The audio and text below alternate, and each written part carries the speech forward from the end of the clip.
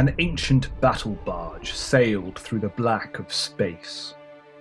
It winked in and out of sight, its lights feeble against the oceanic nothingness of the void, glittering like a distant star alone in the cosmos.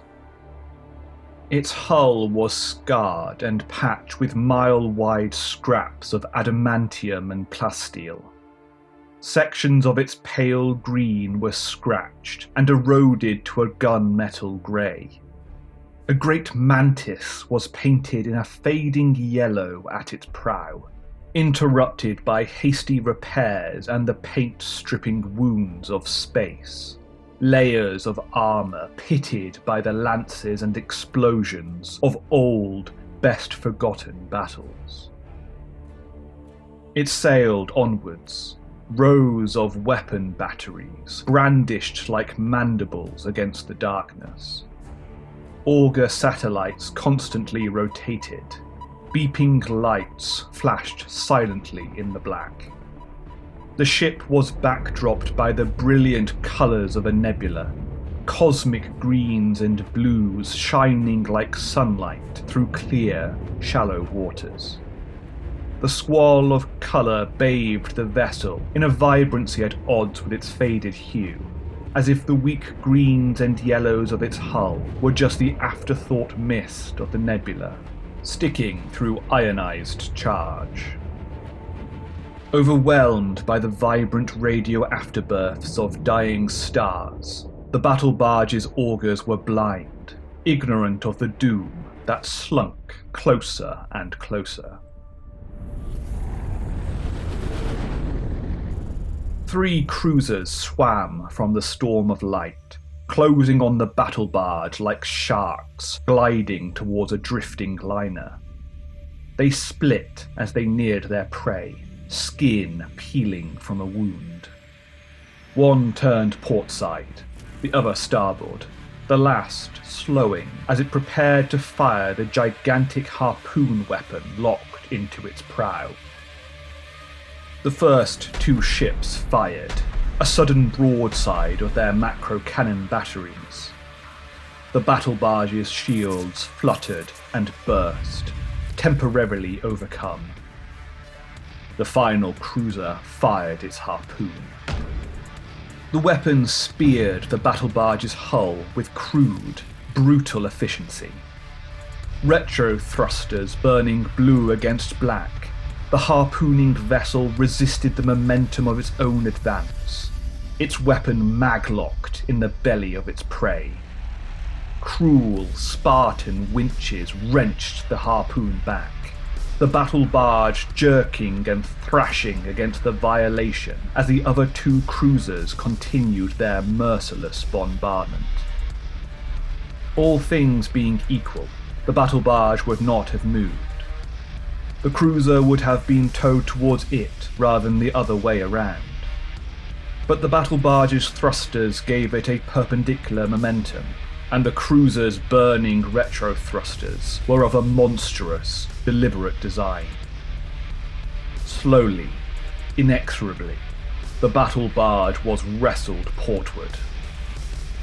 Fires exploded across its flank, where metal was shorn and mechanical operations ripped apart. Its portside guns fired, too late and too feebly, a limp retort impacting brightly against the void shields of the attacking cruisers.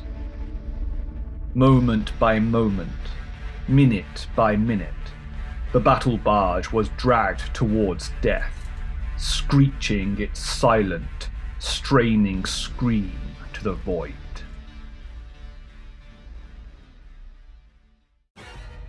I am the void, and the void knows no warmth. I am the void, and the void knows no mercy. I am the void, and the void knows no sound. I am the void, and the void is death. Isocrates kept his silence as his brothers repeated the words of their chaplain. He stared forward at the far wall with empty black eyes, helmet maglocked to his side. They stood in parade ground formation, rows upon rows of studded grey power armour. The chaplain walked along them. In one arm he held a bowl filled with warm, sloshing blood. At each brother he paused and wiped a bloody handprint across their face, staining pale flesh with stark crimson. The void knows no warmth, and I am the void. The void knows no mercy, and I am the void. The void knows no sound, and I am the void. The void is death, and I am the void. The chaplain stopped in front of Isocrates, skull-faced helm giving no clue to his thoughts as he wiped the blood across the assault marine sergeant's face. Then he moved on, gauntlet dripping against the grey, sheet metal floor. Isocrates felt the warm taste of iron across his lips. Enhanced organs exuded increased levels of adrenaline and other aggression markers. Muscles tensed. His stomach churned. His body prepared for immediate and terrible violence. The chaplain finished the sacrament of blood, making his way to the front of the formation. He brought the bowl of blood above his eyes and upturned it upon his skull-faced helm, splattering the bone white with what remained of its contents. This I vow, until the blood becomes as void, gold and black. This I vow, until victory becomes as the blood upon my lips. The chaplain dropped the bowl, letting it clang loudly against the metal floor. He slammed a fist into his armoured chest, and every brother, even Isocrates, returned the gesture in one thunderclap of noise. And then, utter silence. The harpooning cruiser continued to flare its retro thrusters. It dragged the battle barge like a whale carcass across an ashen beach.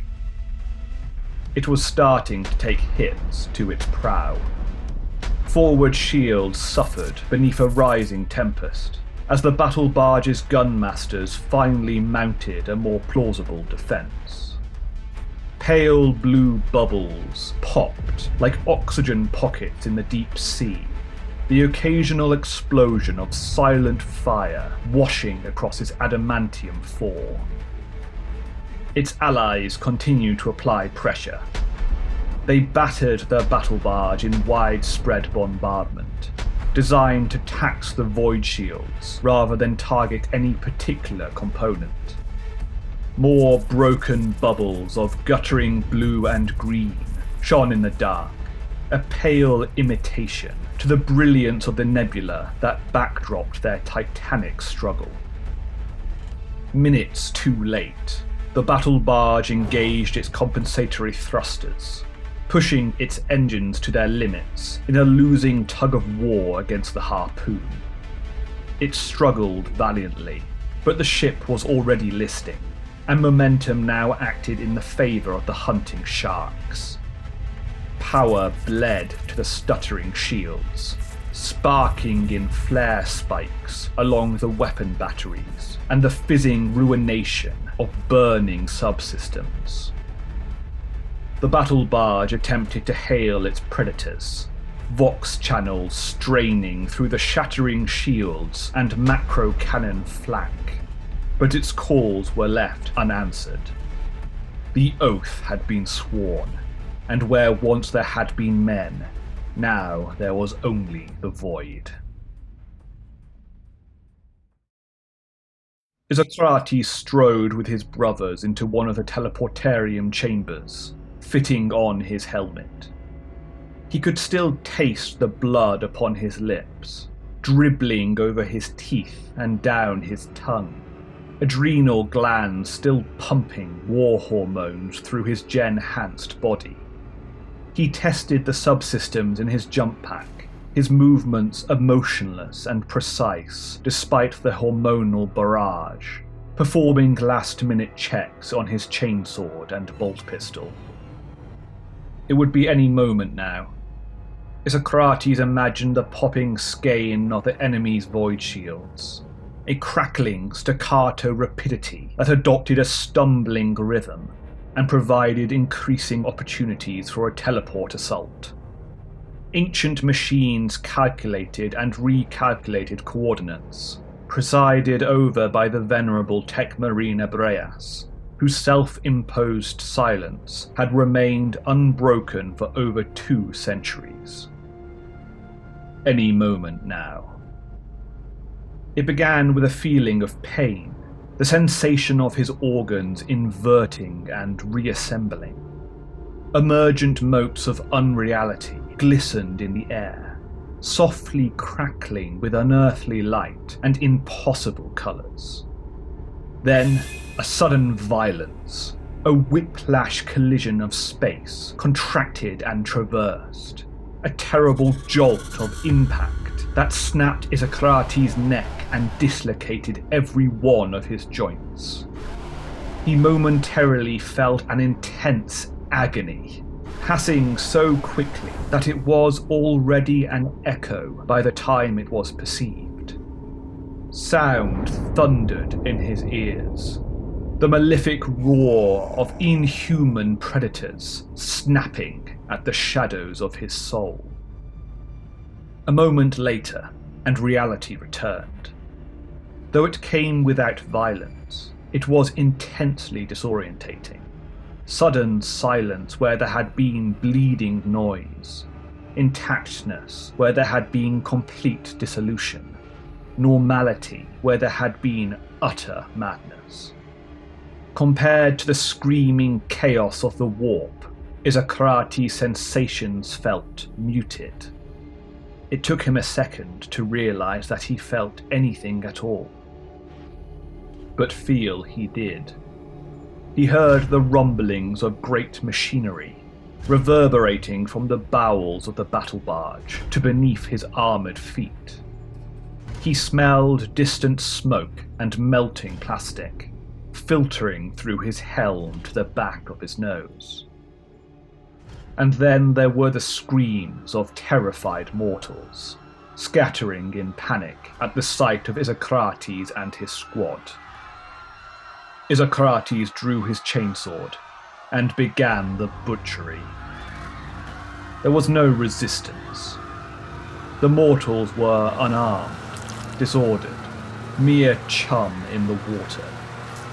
Isocrates and his squad hacked them apart, rending through flesh and bone with equal ease, decorating the loading chamber with curtains of skin and splashes of crimson paint.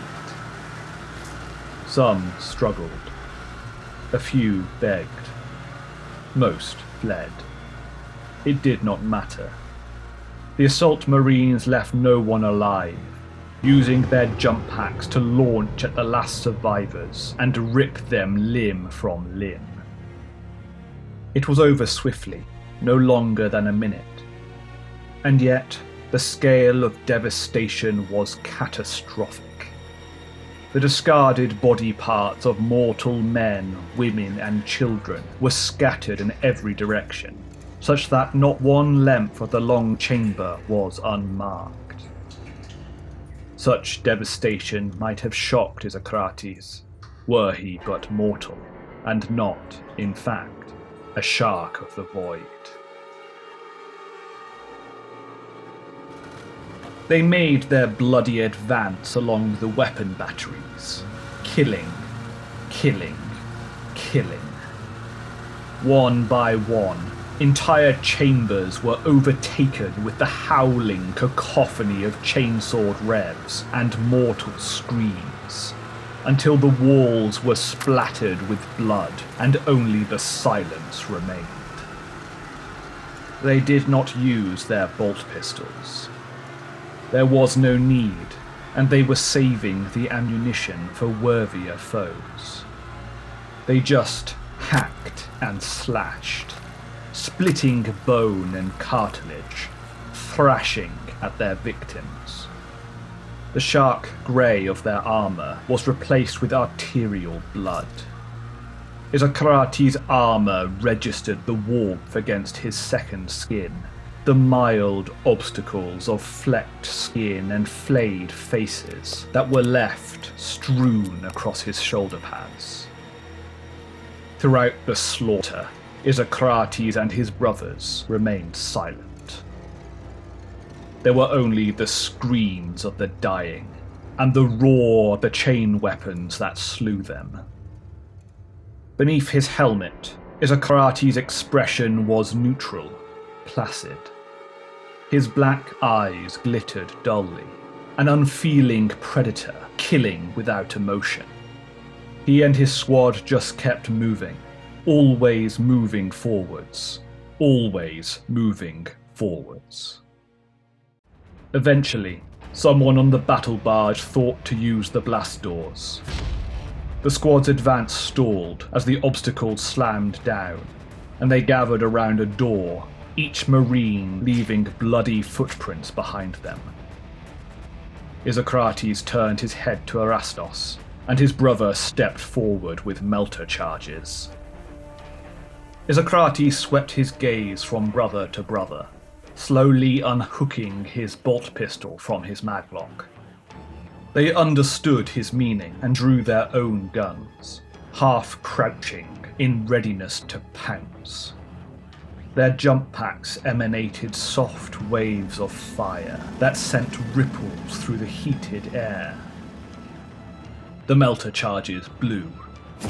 The adamantium door was like a scrap of paper curling away from the touch of candle fire.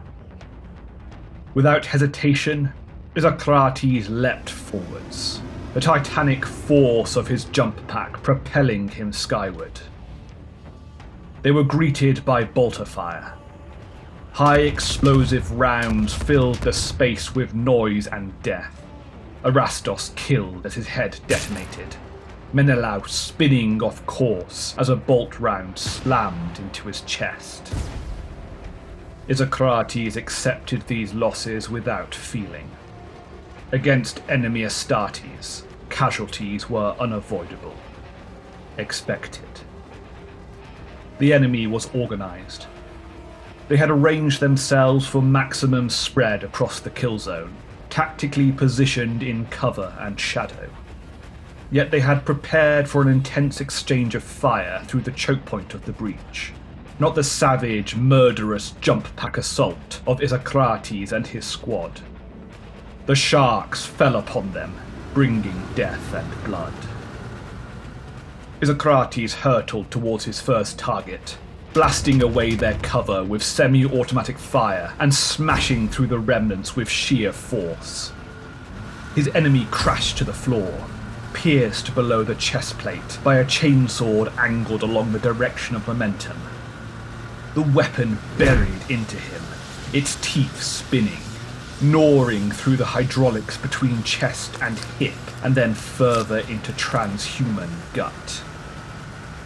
Isokrates landed on his enemy's groin plate, metal floor cracking beneath the force of his descent and the stress of their shared weight. He drove the chainsword up through guts and gen-enhanced organs, splattering red across the swamp-green armor of his enemy, gore flecks reaching the murk yellow of his shoulder pads. He finished his prey with a point-blank bolt round the head and looked for the next marine he would kill. His squad had hit with colossal force, transforming the conflict into a wild melee of hacks and swings that overwhelmed the defensive position of the enemy. And yet, the enemy was still Astartes, and they did not break. For the Emperor! Their sergeant shouted, driving a mandible-shaped lightning claw through Solon's neck. His cry was taken up by the rest of the defenders. For redemption! For the Mantis warriors! Isocrates decided that the speaker would be next to die. He charged. The Mantis warrior saw him coming. With his lightning claw, he batted away Isocrates' chainsword, but was too slow to avoid Isocrates' shoulder barreling into his chest.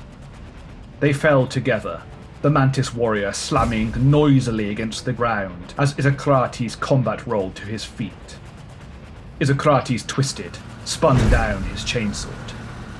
Angry sparks spittled between the weapon's teeth as it tore up helmet. The Mantis warrior cried out in pain, firing wildly with his bolt pistol to drive Isocrates back. He used the temporary reprieve to spring to his feet, ripping away the ruin of his helmet with a short spray of swiftly clotting blood. His face was a tan brown, framed by long black hair. His eyes were an emerald green, shining with anguish and hate. "This is a mistake," he said, bringing his lightning claw up in a guard. "The war is over, Shark. We are not enemies." Isocrates said nothing in reply. He simply attacked. The Mantis warrior grimaced, but did not hesitate, bringing up his bolt pistol and firing. Isocrates darted to the side, sweeping his chainsword down.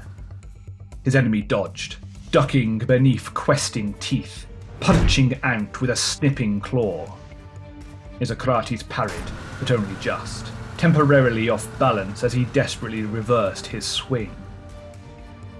The Mantis warrior brought up his bolt pistol again, but staggered as Isocrates slammed the butt of his own gun into their face. Their nose broke with another short-lived torrent of post-human blood, bolt rounds flying past Isocrates' head. The shark slammed the butt of his pistol again into the Mantis warrior's face, feeling cartilage give way. But it wasn't over. Isocrates contorted to one side to avoid a wild thrust of a lightning claw. He dodged back from another swipe and cut his chainsword towards the abdomen of his foe. The Mantis went to block, but Isocrates' fainting blade looped round and cut upwards through the Marine's bolt pistol arm. The teeth drank deep, partially severing the Mantis warrior's hand at the wrist. Their bolt pistol clattered uselessly to the ground. Isocrates advanced, attempting to follow up with a killing stroke, but the Mantis warrior forced him away with a third, desperate swing. Cheated of the immediate kill, Isocrates leapt back. The two Marines briefly parted from one another. "Done you, Shark," the Mantis warrior managed. One hand hung grotesquely at a right angle from what remained of his wrist. His face was splattered in dried, clotted blood. "We atoned. We were ignorant, and we atoned. But this is not ignorance. You know what you are doing." Isocrates aimed his bolt pistol at the Mantis warrior's head. The Mantis warrior stared back at him, green eyes glittering. "My name is Eleanor," he said. "Remember that." He launched forward with his lightning claw, and Isocrates fired. The Mantis warrior tried to duck beneath the shot, but the bolt caught him across the scalp. It detonated on impact, blowing away the upper half of his skull. The Mantis warrior staggered, swaying like a drunk man. His lightning claw blindly swiped at the air. He did not stop fighting, not until Isocrates shot him again, and exploded what was left of his head in a geyser of brains and blood. Isocrates glanced about, seeing that the battle was over. Fully half of the Mantis warriors had been killed in the first few moments of the fight, the rest ganged up on and slaughtered by the sharks. Eleanor had been the last to die, and with his death there was silence once more. Isocrates nodded. The squad resumed their advance. My victory is as blood upon my lips. The blood is as void, cold and black. Isocrates listened to the chaplain chanting through the vox bead, his squad murmuring words in reply.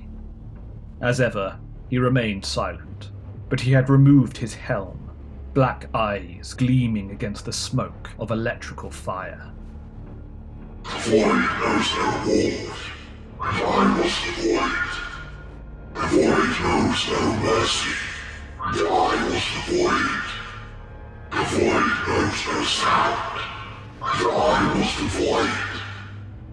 The void is death, and I was the void. The port macro-cannon batteries had been transformed into an abattoir of human meat. The guns were quiet, loading mechanisms hanging limply from sagging chains, macro-cannon shells slotted like corpses in coffin canisters. Nonetheless, they were mostly intact, a treasure trove of tech to meet the grey Tithe. I was the void, and the void knows no warmth. I was the void, and the void knows no mercy. I was the void, and the void knows no sound. I was the void, and the void is death. Isocrates wiped away the dried sheen of blood from across his lips. He licked at the vestiges of it, exposing rows of filed teeth.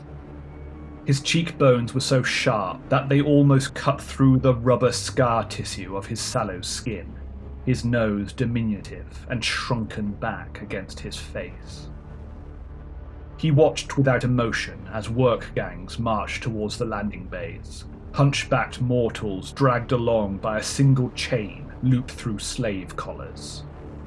Some of them were children, wearing tiny collars of their own. Isocrates noted those that stared back at him, registering the flicker of defiance in their terrified eyes. He stared coldly back. Those children were future prospects, a red tithe to supplement the grey. Boys that might become brothers. Boys that might one day join Isocrates in the murder and enslavement of other children. As ever, Isocrates said nothing. The battle barge floated dead in the void, a leviathan carcass picked over by ravenous beasts. Components were stripped by silent scavenging machines, other treasures hauled out by slaves under the supervision of grey-helmed tech marines. Macro cannons were partially dismantled, adamantium plates were stripped, paint scoured away by acid baths. Swamp green power armor was torn from Genhansed bodies. Cogitators were analysed and cut down for parts. Armories were raided for bolter rounds. Entire fleets of Thunderhawks were flown to new coves to serve new, unfeeling masters. They had contemplated taking the ship intact, of repairing the ancient vessel and repainting its colours. Ultimately, though, the company master had decided against it. He did not want to answer any questions that the Imperium might ask. Like this, on the basis of a quick, pragmatic assessment, the ship was consigned to the wastebin of history. The process took a few days, but the speed of its dissolution was still brutal compared to its 5 millennia of service. It was left as a chassis skeleton, loose scraps of useless metal meat frosting over in icy space. The dead were left among its bones, Genhansed flesh freezing over alongside mortal remains, progenitor organs scattering into the void and degrading beyond recovery. Once their holds were full, the 3 predatory cruisers slunk away. The giant harpoon dislodged from the skeleton and retracted into its owner's prow.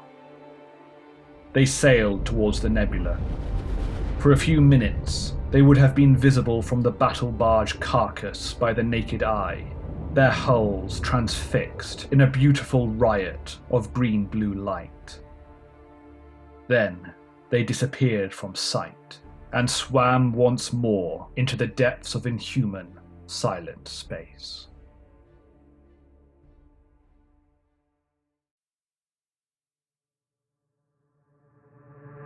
Thank you for listening to this video from the Archive Tower. If you enjoyed this story, please like and subscribe to the channel.